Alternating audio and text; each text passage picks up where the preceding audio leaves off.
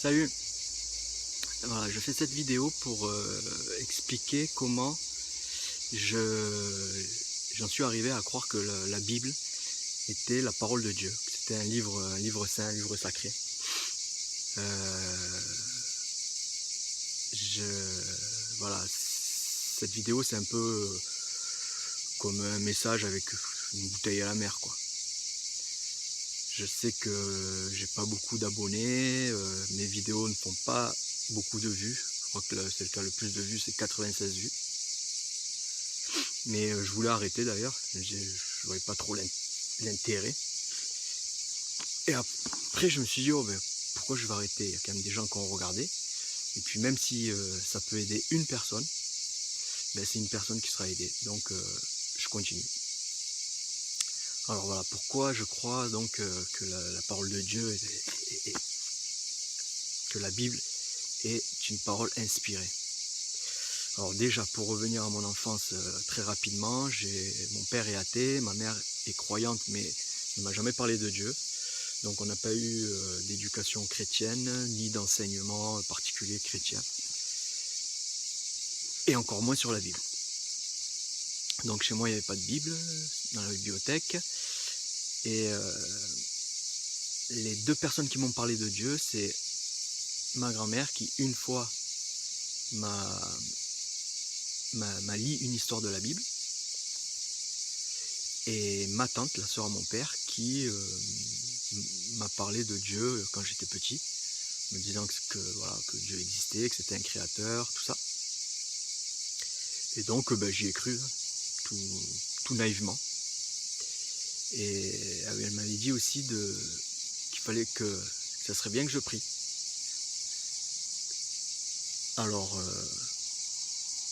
elle m'a expliqué plus ou moins ce que c'était la prière, une conversation avec Dieu, tout simplement, quoi. Et terminer la prière, que mes prières soient adressées au nom de Jésus-Christ. Donc c'est ce que j'ai fait en fait depuis tout petit, tous les soirs avant de m'endormir, je faisais une prière. Enfin, j'ai toujours fait ça en fait. Ensuite voilà, j'ai fait ma vie normalement en faisant un peu n'importe quoi, en tombant dans des addictions. Je passerai les détails, mais bon, ma vie était quand même c'était pas un exemple, quoi. Pas un exemple à suivre en tous les cas. Et j'ai continué à faire ma vie. Je suis parti à l'armée. Donc j'explique un peu je fais un peu une parenthèse sur l'armée parce que vous comprendrez par la suite. Donc quand je suis parti à l'armée, j'ai signé pour partir en Bosnie pendant la guerre 1993.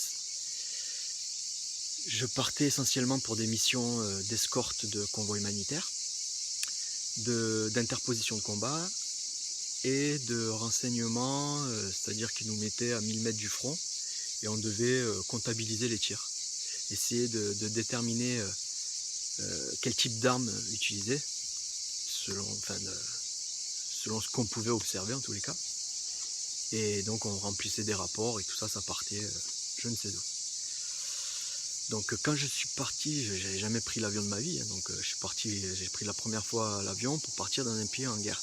Donc c'est vrai que j'étais pas terrorisé, mais j'avais quand même un peu peur, quoi. Mais je savais très bien que de toute façon, je risquais plus ma vie le samedi soir, le vendredi soir, quand je partais à faire n'importe quoi, que de partir en pays en guerre, quoi. De là, donc en fait, j'avais récupéré je ne sais où une croix, une grosse croix comme ça, grande comme ça, et je m'étais dit tiens, je vais la prendre, ça me protégera. Je l'ai mis je l'avais pendant les 6 mois, je l'ai eu dans mon treillis, quoi, toujours dans la même poche, et elle passait de treillis en treillis, quoi.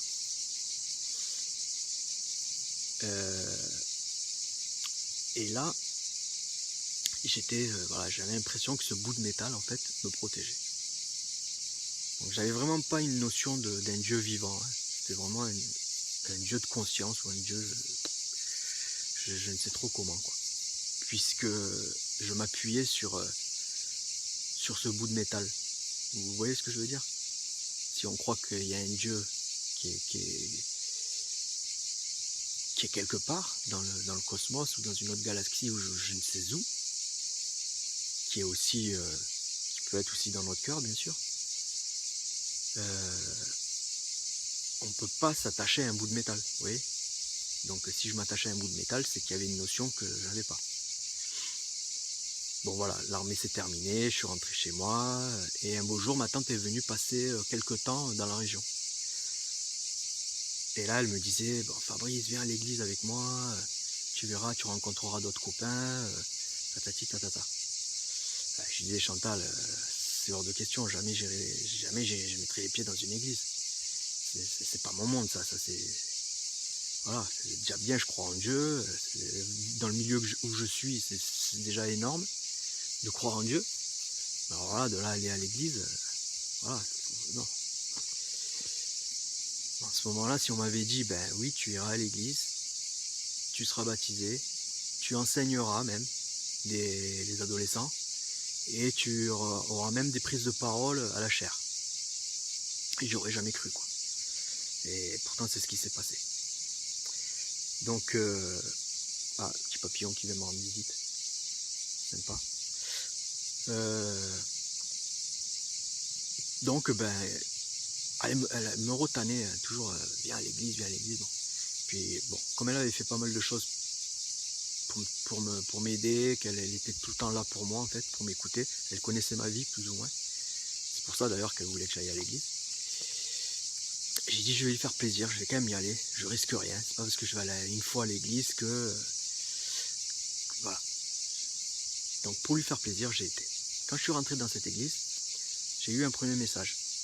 Une personne, à l'entrée, qui donnait des petits messages à toutes les personnes nouvelles, quoi, les nouvelles têtes, quoi. Il y avait un message de bienvenue. Je l'ai pris, je l'ai gardé. Et pendant la prédication, ma tante, elle m'écrivait un message. Je commence à lire ce message. Oui, quitte tes copains, tu verras, viens plus souvent à l'église, tu rencontreras d'autres jeunes, donc des conseils et des réflexions. De là, la journée s'est passée, je rentre chez moi, quelques mois s'est écoulé, et ma cousine m'écrit. En bas de la lettre, je revois un autre message de ma tante. N'oublie pas, tatati tatata, viens à l'église, va à l'église, quitte, change de voie, enfin voilà, des trucs comme ça. Ça me faisait quand même réfléchir, c'est vrai que... Mais bon, donc je prends ce message, je le mets avec les autres messages aussi. Et c'est pas pour autant que j'ai suivi ce conseil, j'allais pas à l'église, quoi. Et un beau jour, j'ai eu envie de réouvrir la Bible. Parce qu'une fois, je l'avais ouverte, quand mes grands-parents m'avaient donné cette Bible. Je sais pas trop, c'était bien avant l'armée, je sais pas trop quel âge j'avais. J'avais ouvert la Bible, j'avais pris le premier livre, j'avais lu la Genèse, Adam et Ève, tout ça. Et je fais waouh, laisse tomber, ce livre c'est pas pour moi. Donc je croyais en Dieu, mais je croyais pas du tout que la Bible était inspirée, ou que c'était le livre de Dieu, ou quoi que ce soit. Hein. Mais je l'avais toujours gardé. Et là donc j'ai une deuxième envie de lire la Bible. Je prends la Bible, je l'ouvre, et je vois Proverbes. Je fais tiens, je vais lire quelques proverbes. Je feuillette, et puis je vois le titre, les paroles des sages. Je dis tiens, ça c'est pas mal. Et je commence à lire. Prête l'oreille et écoute les paroles des sages, applique ton cœur à ma connaissance, car il est agréable que tu les gardes au-dedans de toi, etc., etc. Je continue à lire. Et là, je tombe sur ce verset. Ne t'ai-je pas écrit 3 fois des conseils et des réflexions pour te faire connaître ce qui est sûr, des paroles vraies, afin que tu répondes par des paroles vraies à celui qui t'envoie. Alors là, quand j'ai lu ça, j'ai de suite pensé aux 3 messages que j'avais eus. Les 2 de ma tante et celui de cette église. Et quand je lisais ça, c'était vraiment comme si Dieu me parlait directement, quoi. Ça m'a fait vraiment, vraiment drôle, quoi. Alors, ça m'a pas métamorphosé au point d'aller à l'église, au point de me dire, ah ben ce livre c'est la parole de Dieu. Parce que peux toujours penser que ces 3 messages, on me donne 3 messages, sachant qu'un jour je tomberai sur ce passage et que hop, ça, enfin je sais pas, on peut avoir tout un tas d'idées quoi. Mais en tous les cas, je me suis dit tiens, ce livre il est spécial, parce que ça m'avait fait une sensation vraiment étrange. Donc ça m'a motivé tout simplement à percer un peu plus et à lire un peu plus ce livre quoi.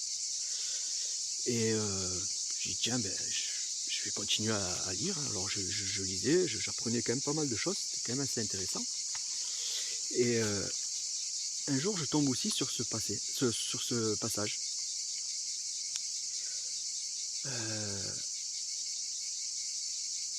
J'avais continué, en fait, avant de tomber sur ce passage, je me mettais à lire quand même la Bible assez régulièrement et à prier un peu plus quoi, à me dire Seigneur, guide-moi, voilà, aide-moi peut-être à arrêter tel et tel truc. Et là je tombe sur ça. Vous savez comment, quand vous étiez païen, vous étiez entraîné et dévoyé vers des idoles muettes. Quand j'entends vous étiez dévoué à des idoles muettes, et là bam, je pense à cette fameuse croix que j'avais, que je pensais qu'elle me protégeait quoi.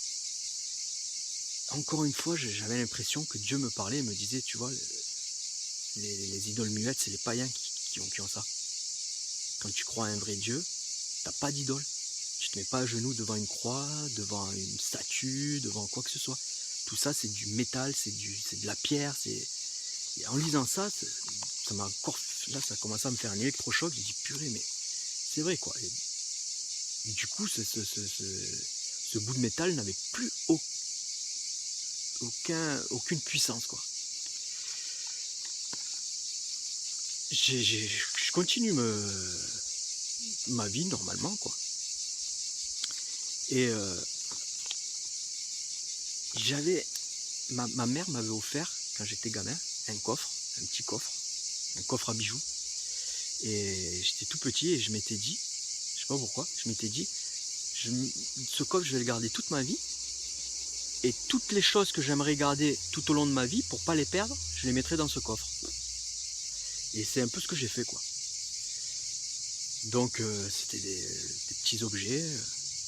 Il y avait mon livre intime, j'avais des gourmettes, de l'argent, enfin j'avais pas mal de gourmettes, des trucs que mon père m'avait donné, et enfin bref, tout au long de ma vie j'ai mis des choses quoi. Et un jour j'étais au boulot, entre midi et 2 on va se poser pour manger, et j'étais appuyé sur une vitrine de magasin qui était fermée, et je me baisse comme ça et je vois un truc qui brille dans les joints des dalles. Donc ces joints de dalle, c'est assez profond quoi. Je vois un truc qui brille, tac, je le récupère et je vois donc c'était une pierre taillée, une pierre bleue. Je la prends, je raye la vitre à côté de moi, mais très facilement. J'ai fait ça, ça a rayé. J'ai dit à mes potes, je sais pas ce que c'est cette pierre, mais en tous les cas c'est pas du verre, c'est pas du... Donc je la garde. Je l'ai prise, j'ai été en ville et je voulais savoir qu'est-ce que c'était comme pierre. Donc je m'étais un peu renseigné, je savais que ça pouvait être un saphir parce que c'était bleu. Et j'ai été la faire, pas expertiser, mais la montrer donc à Bousquet, c'est un bijoutier Bousquet à Montpellier, un grand bijoutier. Donc la dame elle est partie dans les ateliers et avec le saphir elle est revenue, elle me dit voilà, monsieur Bousquet vous annonce que vous avez un joli saphir d'une belle qualité. Bon là il est là, hein. Je l'ai fait monter, j'ai fait faire une alliance en fait avec de l'or que j'avais et ce saphir. Donc cette alliance m'a coûté à peu près 30 € quoi, parce que j'avais les matières premières. Bon, j'ai dit non, je veux pas le faire expertiser, bon, parce que c'était payant, ils prennent 10% de la valeur de la pierre. J'ai dit non, je voulais juste savoir si c'était un vrai. Je suis rentré chez moi et je l'ai mis dans le coffre, là où j'avais mis des choses tout au long de ma vie, quoi. Bon bref, un beau jour, je continue à lire ma Bible et je tombe sur le livre de Job. Alors j'avais aucune notion de la Bible, je ne savais pas ce que c'était, Job je ne connaissais pas. Je vois Job, je fais tiens, ben voilà, je vais lire ce livre. Je savais que la Bible était composée de 66 livres, parce que j'avais vu voilà, c'est un livre, en fait c'est une bibliothèque qu'on a dans la main, quoi. Il y a 66 livres. Et j'ai dit tiens, ben cette fois-ci je vais lire Job. C'était une période où j'étais vraiment déprimé, angoissé, je me plaignais de mon état, alors que je n'allais pas à me plaindre finalement, mais enfin bref. Et vers la fin du livre, il y avait un discours sur la sagesse encore. Donc il a fallu quand même que je lise au moins une bonne partie, parce que là je vais lire... Ah purée, j'ai pas donné les références des textes, les 2 textes que je vous ai lus. Je vais vous les donner vite fait. Donc c'est une Bible version second, révisée. Le texte sur les proverbes, là, les trois messages, c'était dans Proverbe 22, versets 20 à 21. Donc ne t'ai-je pas fait écrit 3 fois. Alors il y a des versions où c'est pas précisé 3 fois. Mais dans ma version, c'était précisé. Après, l'autre, c'était dans Corinthiens, sur les idoles muettes. Corinthiens 12, verset 2. 1 Corinthiens 12, verset 2. Voilà. Donc là, je lis Job. Et je tombe sur les discours de la sagesse, qui sont dans Job 28, versets de 15 à 18, pour ce qui me concerne. Et je commence à lire. On ne peut donner à sa place, donc à la place de la sagesse, de l'or pur, ni peser de l'argent pour l'acheter. Elle n'entre pas en balance avec l'or d'Ophir, ni avec le précieux onyx, ni avec le saphir. Ni l'or ni le verre ne peuvent lui être comparés. On ne peut les changer pour un vase d'or fin. Le corail et le cristal ne peuvent même pas être invoqués. Posséder la sagesse vaut plus que les perles.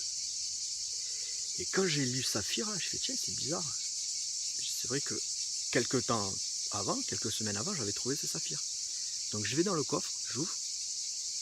Et en fait, dans le coffre, voilà, il y avait, comme je vous disais, j'avais une poignée d'argent comme ça, des chaînes, des gourmets, des trucs comme ça. J'avais, qui était donc dans le coffre, et une petite boîte en plastique comme ça, à peu près. Dans cette petite boîte, j'avais des petits objets. J'avais mis le saphir dedans, et j'avais l'or. J'avais de l'or. Je commence à lire, je fais, on ne peut donner à sa place de l'or pur. Je fais, tiens, j'ai de l'or. Elle n'a ni pesé l'argent pour l'acheter. Et là, je prends la poignée d'argent. C'était pesé quand même, hein. C'était quand même assez lourd. Je le pose. Je fais, tiens, c'est bizarre. J'avais des frissons qui me parcouraient le corps. J'avais l'impression que j'allais avoir pas mal de matière, quoi. Ni le précieux onyx, ni avec le saphir. J'avais le saphir. Ni l'or, ni le verre. Le verre, j'avais une petite bille de verre. Pas une bille d'enfant, les billes pour jouer. C'était une petite bille de verre que j'avais trouvée au boulot. En déballant un colis, tac tac, elle était tombée. Je sais pas ce que c'est. Une petite bille en verre, quoi. Le corail et le cristal ne peuvent même pas être évoqués. Et là, j'avais un bout de corail rouge de la Méditerranée. C'est celui qui a le plus de valeur. Je l'ai posé sur la table. J'avais le cristal de roche, qui est très pur, très translucide, que j'avais trouvé quand j'avais été en colonie, quand j'étais gamin. Posséder la sagesse vaut plus que les perles. Bon là, j'avais pas des perles, mais j'avais une perle que ma mère m'avait donnée, que j'avais mis là-dedans. J'ai posé tous ces objets-là et je me suis retrouvé avec 7 objets, les 7, c'est-à-dire l'or pur, l'argent, le saphir, le verre, le corail, le cristal et la perle. 7. Il faut savoir que, parce qu'il y avait l'onyx aussi, mais j'avais pas, mais ça aurait fait 8. Et 7, c'est pas un hasard, quoi. 7 dans la Bible, quand vous lisez l'Apocalypse, il est répété, mais il y a les 7 églises, les 7 trompettes. 7, c'est un chiffre symbolique, c'est le chiffre de la plénitude. C'est le chiffre parfait, 7. Voilà, il y a les 7 jours de la semaine. Enfin, 7, vous le rencontrerez, c'est un chiffre particulier. Donc si j'avais eu l'onyx aussi, ça ne l'aurait pas fait. Il fallait vraiment que ce soit 7, quoi. Il y avait un truc qui me chagrinait quand même, c'est que je me disais, dans le texte, on parle d'or pur. Et je savais que l'or n'est pas pur. L'or pur, c'est de l'or à 24 carats. C'est l'or des dents en or, des pièces de monnaie sont en or pur. Mais tout ce qui est bijoux, tout ça, c'est de l'or qui est un alliage avec du nickel et du cuivre. Donc très peu, hein, je crois que c'est à 90%, c'est de l'or pur, hein, 10%, un truc comme ça. C'est pour pouvoir mieux le travailler, pour qu'il soit un peu plus dur, parce que l'or c'est assez tendre. Si on avait des bagues en or pur, elles se plieraient, des petits objets fins, des boucles d'oreilles fines, elles se plieraient. Donc pour le rendre plus dur, on est obligé de faire un alliage. Donc je me disais, pourquoi, si c'est précis à ce point, Dieu est précis, pourquoi il y aurait... Bon, après je me suis dit, comme je l'avais fondu, cet or que j'avais, c'était de l'or de la famille, hein, il y avait... Ma grand-mère m'avait donné des trucs, ma mère, tout ça, enfin bref, j'avais à peu près 10 grammes, je l'ai fondu. Je me suis dit, peut-être que l'or pur en question, c'est pas cette histoire d'alliage, c'est peut-être le fait qu'il y a eu du commercial dedans, comme c'était un bracelet, c'était l'alliance à ma mère, de son premier mariage. Je me suis dit, il y a un aspect commercial, le fait de l'avoir fondu, ça a enlevé tout cet aspect commercial et ça l'a peut-être rendu pur. Je me suis dit, c'est peut-être ça. Et en fait, non, j'ai eu la réponse, mais des années après, j'étais déjà marié avec des enfants, baptisé à l'église depuis longtemps. Et j'ai eu cette réponse donc très longtemps après. J'ai trouvé ça dans Nombre 22, quand Moïse, en fait, il a besoin d'or. Et je crois pour le temple, pour faire un truc. Et il demande donc aux Israélites, voici ce qu'il y avait, l'or, l'argent, le bronze. Non, en fait, je sais pas s'il avait besoin, enfin bref. Je vous lis le texte, je suis tombé. Alors, l'or, l'argent, le bronze, le fer, l'étain et le plomb, tout objet qui peuvent aller au feu, vous le ferez passer par le feu pour le rendre pur. Et là, je fais waouh. Et c'est vrai que cet or que j'avais, je l'avais passé au feu. Sans même avoir lu une première fois la Bible, je l'avais passé au feu, donc c'était vraiment un or pur. Donc j'ai dit, purée Dieu, mais jusque là, c'est de la précision. Alors, depuis ce signe que j'ai eu d'autres choses. La Bible m'a parlé des multiples fois, mais cette fois-là, me dire que dans un petit chapitre long comme ça, j'avais mis des objets dans une petite boîte comme ça, sauf l'argent qui était à côté du coffre, dans un coffre qui était coffre à bijoux, dans une boîte en plastique comme ça, tous ces objets qui ne sont pas arrivés en même temps, qui sont arrivés depuis tout petit jusqu'à différents âges, j'ai mis des petites choses, des trucs quand même précieux et purs, le corail rouge précieux, le saphir précieux, la perle précieux, le cristal de roche pur, c'est quand même assez pur. Je me suis dit, mais c'est pas possible. Quand je racontais ça à mon père qui est athée, j'ai dit, mais qu'est-ce que tu penses de ça? Il m'a dit, ouais, c'est du hasard. Je sais purée, le hasard qui fait que, ou la probabilité qui fait que je vais mettre ça à un moment donné dans ma vie, qu'un jour je vais lire. Enfin, voilà, je sais pas. Moi, le hasard, et qu'il y ait une probabilité pour que ça arrive de 1 sur 1, et ben c'est tombé sur ça, voilà. Ça, j'y crois pas, quoi. Pour moi, Dieu a conduit mes mains pour mettre des choses dans ce coffre parce qu'il savait très bien que j'allais jamais accepter ce livre, que j'allais jamais l'accepter, que lui, je l'aurais accepté, mais pas son livre. Il a dû me faire vivre ça pour que je puisse me dire, ok, ce livre, c'est la parole de Dieu. Voilà, ça c'est la Bible, bon, elle est un piteux état, c'est la première que j'ai eue, c'est là où j'ai vécu des tas de choses avec. Et à chaque fois que je lis quelque chose qui me trouble dans cette Bible, parce que il y a des fois des choses qui sont... J'en reviens à ceci, je me dis, attends, c'est la parole de Dieu, je l'accepte par la foi. Voilà. Et donc, tout naturellement, j'en suis arrivé à être créationniste. Et j'ai été agréablement surpris de savoir qu'il y avait des scientifiques avec des doctorats qui étaient aussi, eux, créationnistes. Voilà. Moi, j'ai pas de niveau d'études, eux, ils en ont, et ils en arrivent à cette conclusion. Donc, c'est pas que de la foi, c'est par l'observation de ce qui les entoure, par l'observation au niveau cellulaire, qu'ils en sont arrivés à croire que la théorie de l'évolution ne tient pas la route et que forcément un truc aussi précis, aussi beau, aussi fantastique que l'être humain, que ce qui nous entoure, que la diversité des espèces, d'insectes, de plantes, de poissons, d'oiseaux, toute cette diversité ne pouvait pas être le fruit du hasard ou le fruit de la sélection naturelle ou de je ne sais quoi. C'est vraiment, il y a un créateur, il dirige tout. L'humanité a un début, un milieu, une fin. Il y a un chemin, elle prend un chemin. C'est pour ça qu'il y a encore du mal, c'est pour ça qu'il y a encore des tas de choses, parce que il va arriver un moment où Dieu va mettre le haut là. Alors vous allez me dire, oh ben c'est long hein, pour Dieu. Hein. Je suis d'accord. Notre temps n'est pas le temps de Dieu. Je suis d'accord. Mais vraiment, regardez autour de vous. Ouvrez les yeux. La Bible dit que la création nous éblouit les yeux, quoi. Il n'y a qu'à regarder autour de nous pour voir qu'il y a un créateur. Il n'y a qu'à observer un simple papillon, le cycle du papillon, savoir que c'est une chenille. Cette chenille, ça devient une chrysalide. Cette chrysalide, tout est mélangé, l'ADN est tout mélangé dedans. Ça devient un liquide. Si vous ouvrez une chrysalide, ce sera un truc gélatineux liquide qui va devenir après un papillon. Alors voilà, qu'est-ce qui arrive en premier? Puisque la chenille sans le papillon ne peut pas être, et le papillon sans la chenille ne peut pas être. Et cette transformation, cette régénération, cette création dans la chrysalide, voilà, c'est quelque chose quand même qui est un grand mystère pour les scientifiques. Voilà, il y en a d'autres. Vraiment, pour ceux qui ont eu le courage d'écouter jusqu'à la fin, parce que c'est une vidéo assez longue, je vous remercie. Et que Dieu vous bénisse, que Dieu vous guide, qu'il puisse se révéler à vous et que vous puissiez faire connaissance avec ce Dieu. C'est ma prière et merci d'avoir écouté. Merci. À bientôt.